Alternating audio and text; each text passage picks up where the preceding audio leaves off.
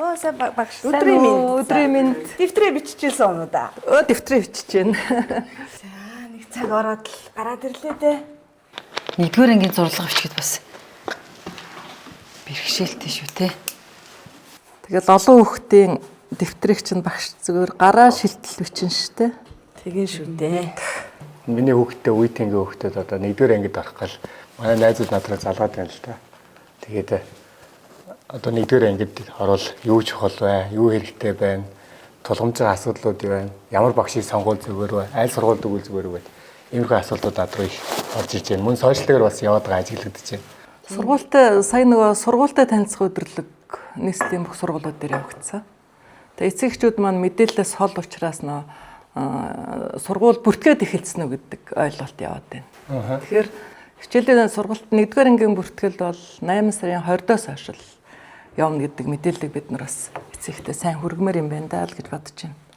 Тэгээд нөгөө бэлтгэл анги хичээлэх үү гэж их асууж байна тий. 1-р ангид хүүхд маань орж байгаа шүү дээ. Багшаа бэлтгэл анги хизээ хичээлдэг билээ. Юу бэлтгэв гээл. Тийм сайн сургууль, сайн багш гэдэл. Тэгээд танаа сургуульд хамгийн сайн багш нь хэн билээ багшаа гэдэл. Бусад залуу багш нар нь яах юм тийм ээ. Би өмнөх жил нөгөө 1-р анги авсан чинь нэг ийм зүйл ажиглагдсан байхгүй юу? Юу гэхээр нөгөө эцэгчүүд сайн багш, сайн сургууль, тэгэл хичээлийн хэрэгсэл мэдээж энэ бол мэдээж муу зүйл биш тийм ээ. Хүн эцэгхийг өөрийгөө биелүүлэх гэж бас хичээж байгаа. Гэтэ манай нөгөө эцэгчүүд маань зөвхөн тэр хүүхдийн нөгөө эд хэрэглэл санаа зовоод байна тийм ээ. Гэтэл хүүхдээ өөрийг нь бас бэлтгэх нь хамгийн чухал ах гэж бодож байна. Мэдээж одоо энэ 1-р ангид орж байгаа хүүхдүүд маань өвөлхөө эргэтний одоо сул тийм ээ. Хэлж ярихын бэрхшээл бол тулгамдаад байна тийм ээ. За тэгэхээр энэ юу хэлээд байна вэ нөгөө бид нар чи анх их хэлээрээ хэлд орж байгаа тийм. Тэгээ их хэл гэдэг зүйл бол нөгөө хүүхдийн хамгийн анхны судж байгаа хэл болоод байдаг. Тэгэхээр бид нар нөгөө англиар зураг үзүүлэл утас үзүүлээд болохоор нөгөө их хэлээ яг үз сурч чадахгүй байгаа. Тэгээд энэ дээр бол бид нар одоо эцэгчүүдээс зөвлөгөө өгөөд явал зүгээр юм болов уу гэж. Сургуультай танилцах аялал хөтөлбөр дээрээ тэрний дагуу бид нар ч бас их танилцуулдаг шүү дээ сургуулиараа. Та хүүхдтэй намар сургуульд орохоор нь юу бэлтгэж ирэх вэ?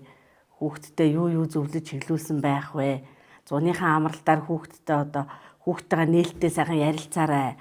Өөрийгөө нөгөө танилцуулахаас ахуулаад энгийн үг өгүүлбэрээр хэлж сургаараа гээл тий. Уул нэг танилцуулаад зөвлөгөө зөвлөмж өгөөл явдгийг. Эцэгчүүд ялгаатай л байгаа л да. Зарим эцэг их бол хүүхдтэйгээ маш сайн харилцаж байгаа. Тийм хүүхдэд дагуулж, үлгэрлэж, өвөл хийж байгаа.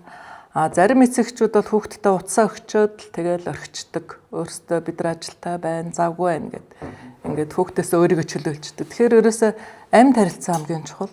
Ердөө л нэг хоол ээж явахдаа ч юм уу те машин дотор хүүхдээ зөөж явахдаа ч юм уу үгээр тоглоод л байвал хүүхд монгол хэлээ маш сайн сурна. Тэгэхээр үгийн баялагийг нэмэгдүүлж орж ирвэл их чухал байгаад байгаа. Хавар нөгөө бэлтгэл бүлгийн сурагчид нөгөө багштайгаа хамтдаа нөгөө сургуультай танилцдаг шүү дээ тий. Тэгэхээр энэ дээр л бүх эцэгчүүд хамрагдчихдаг бол зуны 3 сар хүүхдтэй би ямар чадварыг олгох уу тий. Тэгэл зуны 3 сар хүүхдүүдтэйгээ сайхан яас ажиллаждаг л бол хамгийн чухал юм болох гэдэг. Тэгээ миний хүүхэд хэрвээ өгүүлхэн одоо ярих бэрхшээлтэй бол би ямар дасгалыг яаж хийх хүүч гэдэг юм уу.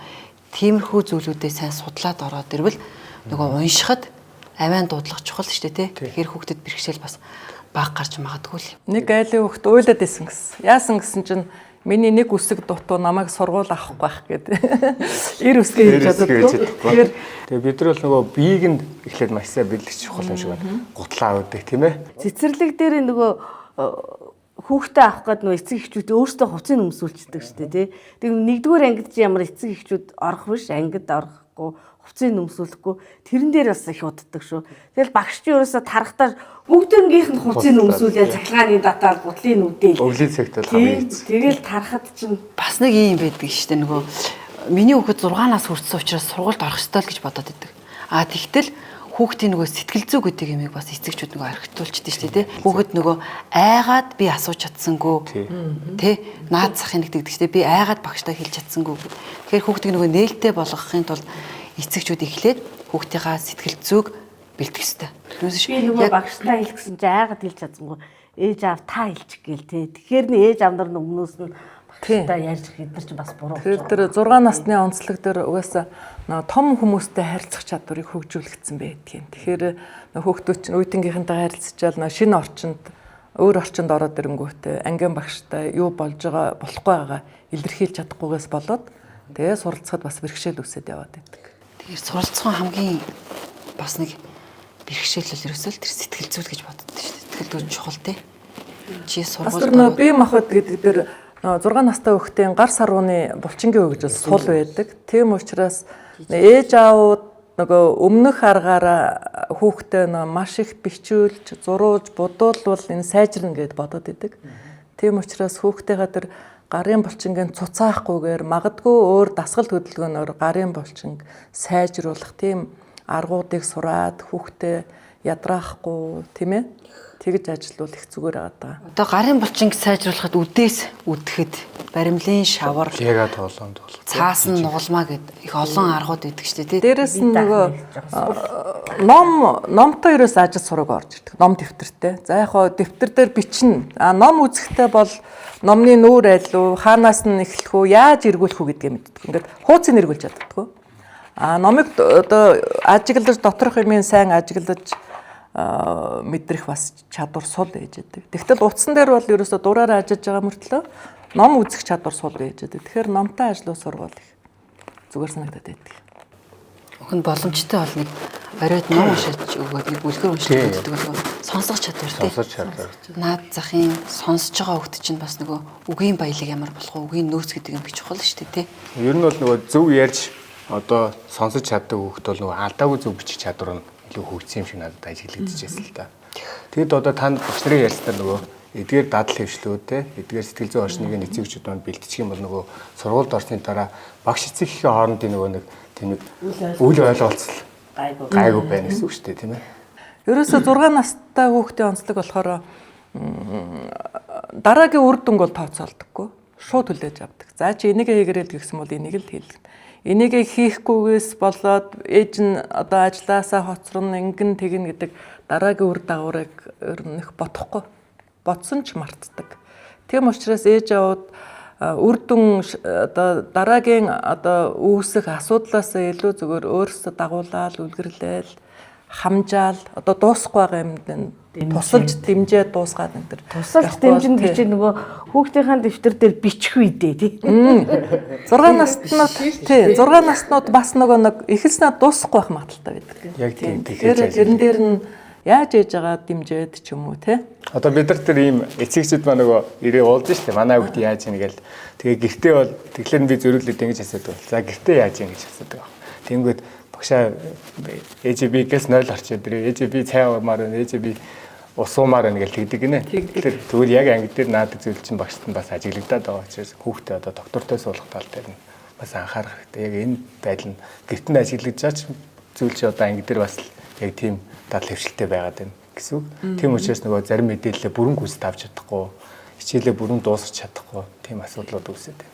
Сүүлийн хүүхдүүд үгийн нөөц магадгүй багш нар арга барилаа өөрчлөлт. Үгийн нөөц, үгийн сан бага. үгийн сан бага нь аргагүй шүү дээ нөгөө дэлгэц зэрчээ тэн дээр байгаа үйл хөдлөлийг өөрөө нүдэрээ ажиглаад оюун дүгнэлт хийж байгаа болгоос биш тэрийгээ ил гаргаж ярилцахгүй байгаа учраас үгийн баялаг нэмэгдэхгүй байгаа даа. Магадгүй одоо нөгөө нэг тэр амтны төлийг тэр гэдэг тэр нөгөө үлгэр дээрээ зураг дээр гараал байдаг тийм ээ хараал байдаг утсан дээр үзээд байдаг.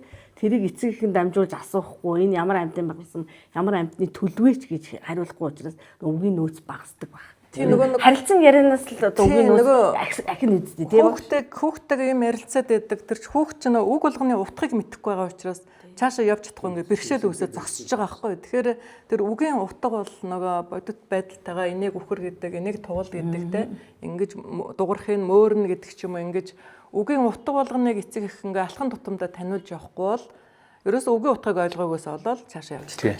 Одоо энэ хүүхдүүдэд зохион найруулгын бичих чадрыг одоо бэрхшээл тулгарч байна л да. Тэгээ бид нар нөгөө нэг фестивал ингээд бичлэг яваад шүү дээ нэг хөдөөнөөс 2-3 настай хүүхдээ хэвлүүх яриад тэгэл ингээд бүтэн өгүүлбэрээр тэгээ бүтэн өгүүлбэрээр яриад малаа яриад тэгээ тэнгууд бид нар шинд шагшаал магтаад энэ хүүхдүүд бүгд их боломжтой байхгүй. Тэгэхээр бид нар юу дутагдаад байна гэхээр амт харилцаа гэдэг зүйл дутагдаад юмны наадах задгаа эцэг өөртөө Мэдээж манай Улаанбаатарын сургуулиуд их л завгүй хүмүүс яваад байгаа шүү дээ. Тийм ээ. Эцэг эхчүүд нь завгүй ажилтаа мэдээж л бид нар амьдрахын тулд ажил хийх хэрэгтэй. Гэхдээ бид нар яг гол чухал өөрсдийнхөө үр хүүхэд ирээдүйд мэдээж ач холбогдол үүж авах хэрэгтэй. Тэн дээр амьд харилцаа ороодоо нэг үлгэр уншаад өгчтэй, үгийн утгыг тайлбарлаад өгчтэй. Тэнгүүд манай ангийн нэг сурагчдаар ажиглагдсан зүйл нь юу вэ гэхээр намайг багшаа чи гэдэг байгаа байхгүй. Тэгээ ээж аваач гэсэн ба чи гэдэг. Мэдээж тэр хүүхдийн буруу бол биш л дээ нөгөө. Яа тэгэхээр YouTube-ээс утаснаас нөгөө англи үгнүүд сурцсан англиар хэлд ороод анх одоо англи хэлийг сайн сурцсан хүүхд байгаа байхгүй. Тэнгүүд тэр нөгөө англи хэлэнд нь яах вэ гэхээр нөгөө хүндэтгэлийн үг гэдэг зүйл нь байхгүй байгаа дандаа л юу гэж ажиглагддаг шүү дээ тий. Тэнгүүд тэр хүүхдэд бол буруу байхгүй. Тэгэхээр нөгөө хүүхд маань багшаа чигээд орж ирж байгаа байхгүй. Тэгэхээр бид нар бас хүндэтгэлийн үг бүх зүйлийг ингээд дутуу хүчрийг нь тайлбарлаад багаас нь системтэйгээр явуул юм зүгээр юм байна. Эцэгчүүд яг энэ тал дээр ангид нөгөө багш тайлбарлаж байгаа шүү дээ тийм ээ. Тэрийг гэртээ эцэг их нь бас дагуулдаг. Дор засаж залруулад явах. Тэгжээч нөгөө өгүүлбэрийн одоо зөв бүтцтэй өгүүлбэр хэлж сурна тийм учраас нөгөө зохион найруулах чадварт нь ч гэсэн баазын толгуур болж ирж байна. Одоо нөгөө нэг анх нэгдүгээр ангид орж ирэхдээ бэлтгэлд ороход нөгөө эсэгчүүд яадаг штеп. Нэгдүгээр ангид нь ороход нэг уншуулад сурах чи. Тэ? Нэг бичүүлээ сурах чи гэдэг. Тэгтэл ядж явах тогтоолгоцсон байдаг тий. Тэгтэл нөгөө хүүхэд нэгдүгээр ангид ороод яг тэр ангид хідэн одоо нөгөө өөр шиг нь таны хөгжийг тий нөгөө уншдаг ч юм уу бичдэг хүүхэд байх уу. Тэгэл яг нөгөө мэддэг юмыг заагаад байвал бас яг бичих дадал гэдгээсээ нөгөө цэцэрлэгтээ бас сүрхий цэцэрлэгийн багш нөгөө бичих дадал суулгасан, зурулсан, уншуулсан байж болж байгаа. Тэр хамгийн гол нөгөө асуудал нь үсгээ би мэддэг гэдэг нөгөө аваа үсгээ таниулахаар би мэднэ багшаа гэж нэг тэгдэг тий. Тэгээ яг нөгөө явцын дунд тэд нар маань нөгөө бусад хүүхдүүдээс хоцрох магадлал гарч ирдэг гэж ажиглагдсан шүү дээ надад. Миний хувьд болохоор нөгөө нэг манай ангийн нэг хүүхэд цэцэрлэгийнх нь багшийн хүүхэд нь нэгдүгээр анги байсан юм байна л да. Тэгээд яг та нөгөө хүүхэд чинь тарж ирээд багш дээр ирээд ээж дээр ирээд хичээлээ хийн. Тэнгүүд манай ангийн охин ингээ хажуунаас нь сурсаар харсаар байж сурцсан байхгүй өсвүүдийг нь.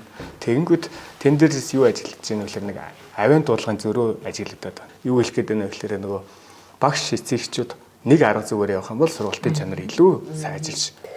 Уншиж бичгийнхаа өмнөх одоо бэлтгэл үеэ дуусныхаа дараа авийн үсгээ таниулгахдаа эцэг их асран хамгаалж байгаа уулзалтаа хийгдэл энэ удаад би энэ сард энэ агуулгыг заахтаа энэ арга зүгээр заан шүү. Яг миний арга зүйтэй адилыг хүүхдэл нөгөө тэгвэл нэгдүгээр ангийнхаа чи тэгдэг үстэй. Гүү та буруу хэлээд байна. Манай багш ингэж хэлээд өөрөө зөвлөдөг.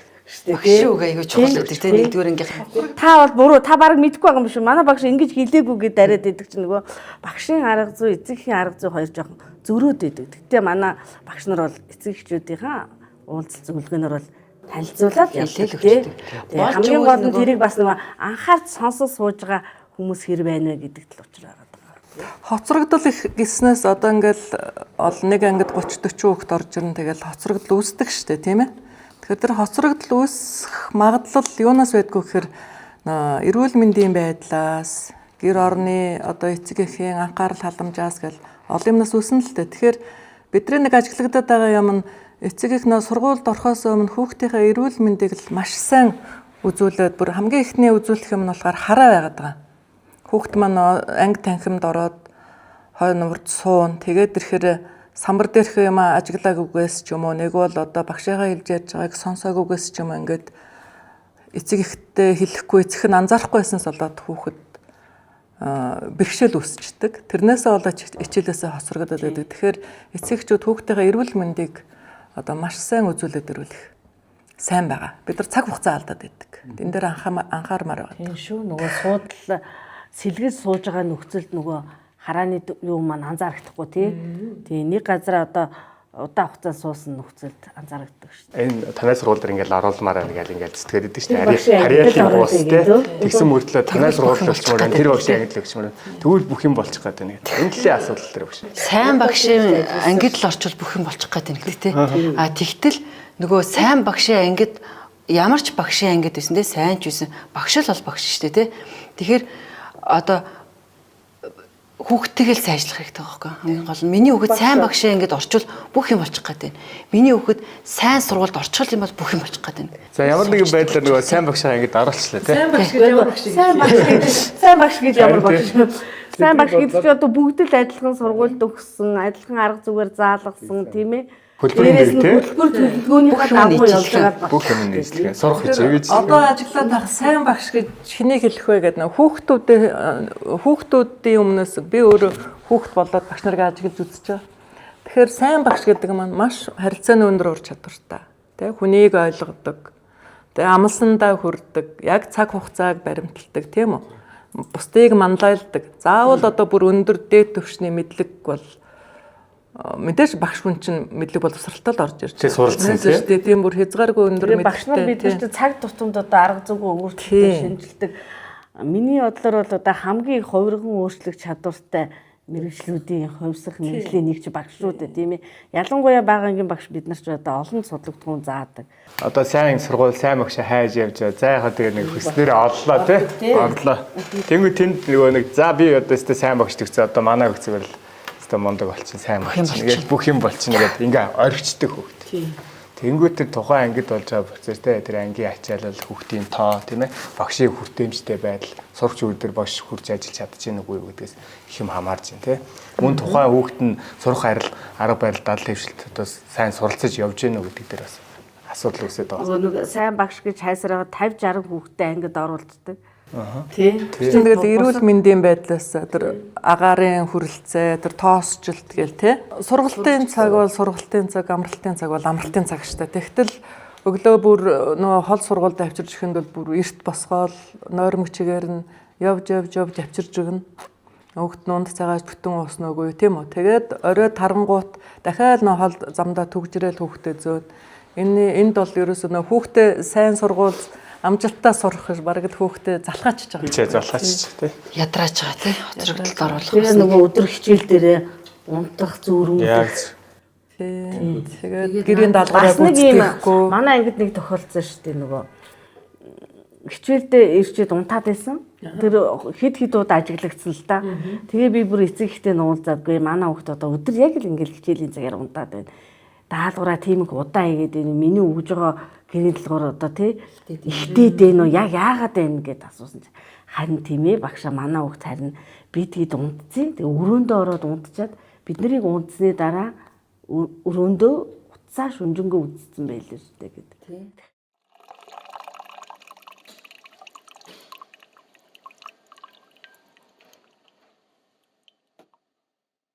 Сургуульд ороход энэ жил ихэд 20 оны сурагчид орно шүү дээ. Тэгэхээр 20 оны хүүхдүүдийнхээ бүх нэрсийг одоо нийслэлийн боловсролын газар руугаа татаж аваад тэгээ тухайн харьяаны сургууль руу нэрсийг илгээчдэг. Тэгэхээр нэгдүгээр эцэг эх маань өөрсдийнхээ харьяаллыг маш сайн мэдчих хэвээр. Одоо оршин суугаа аяга тодорхой олгоод хүүхдийнхээ аль сургуульд харьяалтайг мэддэг байгаад хэдийд бүртгэл явахыг мэддэг. Ингээд бүх юмаа мэдчих юм бол асуудал бол маш амархан зэгслэгддэг. Тэгээ энэ бол нэгдүгээрт байгаа. Нэгдүгээр ангид одоо тухайн би өөрийнхөө хүүхдийг одоо нэгдүгээр ангид оруулахын тулд яах вэ гэхээр өнгө гэл тэгэхэд нэг үндсэн 3 өнгөө мэдчихдэг ч юм уу тий. Дүрс гэл тэгэхэд нэг үндсэн 3 дүрсээ мэдчихдэг. Орон зай гэл тэгэхэд ядчил дээшээ юм уу, доошоо юм уу, баруун юм уу, зүүн юм уу гэдгээ нэг ингээ мэдчихдэг болчихвол тэгээ нэг цаг хугацаа гэдэг зүйлийг ингээ мэдэрчдэг болчихвол зүгээр юм бол гэж боддог шүү дээ. Яг нөгөө цагийн имийг цагтаа гэдэг тэр ойлголтыг л хүүхдэд суулгуулжвал тэгэл ерөнхийдөө тэр хүүхд нэгээс 5 дугаар ангид сайн явчихна. Тэгэл нэгээс 5 дугаар ангид бүх зүйлийг ягштал хийгээс сурчихсан хүүхд бол дунд ангир ороход тэгэл өөрөөр л явчихна гэсэн үг шүү дээ. Бие махбодын талаас нь бэлтгэх зүйлүүд бас өөр төрлийн бэлтгэх зүйлүүд бас байгаад байна тийм ээ. Тэн дээр юу вэ гэхээр нэгдүгээр гутлаа үдэд сургах, тэлээ сургах, цамцаа төвжил сургах тийм ээ. Тэгээ өлгүүрт хувцаа олж сургах. Нойлд ороод зөв бие засдаг байх, гараа угаачих дадал хвшилтэй байх тийм ээ. Эдгээр зүйлсүүдийг бас одоо бэлтгэл бүлгийн эцэгчүүд маань нэлээд сайн дадал хвшил болгоод тэгээд тэр нэг минийх гэдэг сэтгэлгээг нь болиулаад чи нийгмийн орчинд очиж суралцах чинь тийм ээ. Би биш бидтэй. Би биш бид бустай нэг анги хамт бол нийтийн эзэмшлийн зүйлийг бустай хуваагаад хэрэгжилдэг ойчид дарааллаа хүлээ зогссон шүү гэдэг эдгээр зүйлсүүдийн учир шалтгааныг тайлбарлаад тэгээд дадал хвшил болгоод өгвөл бас Очир дараалал гэдэг чинь бас нэг манай багш нар ч одоо хэрэгжүүлээд байгаа шүү дээ. Үдийн цайгаа өгтөл дараалалаар нь зогсоогоо хэрэглэж. Одоо энэ 100 гэхэд нэг үйлчлэгээний газруудаар хүүхдээ авч явах хэрэгтэй. Олон нийтийн газраар. Тэгээд яг замаар аль талаа барьж явах уу? Яаж бусдад саад болохгүй явах уу? Үзүр үйлчлэгээний газраар орж хашгирахгүй тийм ээ? Бусдад төвөгчлүүлэхгүй өөрийнхөө хөдөлгөөнөө бие удирдах чадвар тийм маш сайн сурах хэрэгтэй. Одоо 9 сарын 1-нд хичээл ороход танаа хүүхд уйлахгүй л хичээлд орох. Тий, яг зөв. Иймэр байвал та энэ 100 хүүхдээ бэлтгэсэн байна. Хонх өгрөөд өдрөө хийж орох болсон байж тээ. За өдрийг сайхан өнгөрүүлээрэй. За өдрийг сайхан өнгөрүүлээ.